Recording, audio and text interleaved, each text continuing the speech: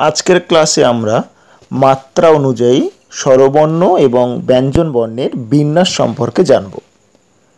মাত্রা অনুযায়ী স্বরবর্ণ এবং ব্যঞ্জন বর্ণকে আমরা তিনটে ভাগে ভাগ করতে পারি। প্রথমে আসবে পূর্ণ মাত্রার বর্ণ, পরের ভাগ অংশ মাত্রার বর্ণ এবং শেষ ভাগ হচ্ছে মাত্রাহীন বর্ণ। প্রথমে আমরা পূর্ণ মাত্রার স্বরবর্ণগুলো দেখে নেই।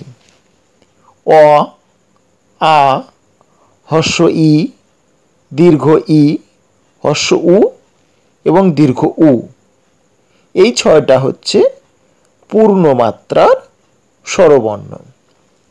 এবার আমরা পূর্ণ মাত্রার ব্যঞ্জন বর্ণগুলো দেখে নিই। ক, ঘ, চ, ছ, বর্গীয় জ, ট, ঠ, ড, ঢ, ত, দ, দন্ত ন,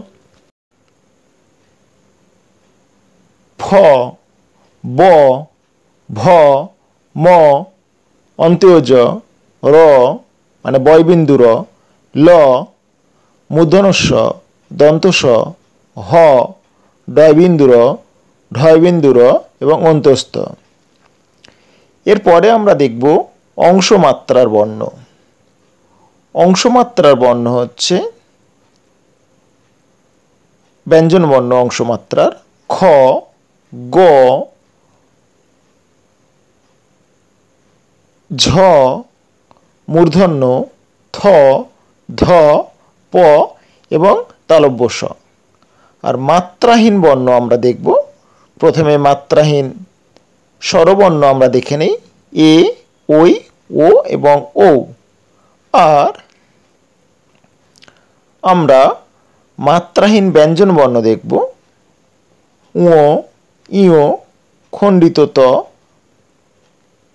অনুস্বর, বিসর্গ এবং চরবিন্দু, এগুলো হচ্ছে মাত্রাহীন। এবং রি, রিও হচ্ছে মাত্রাহীন।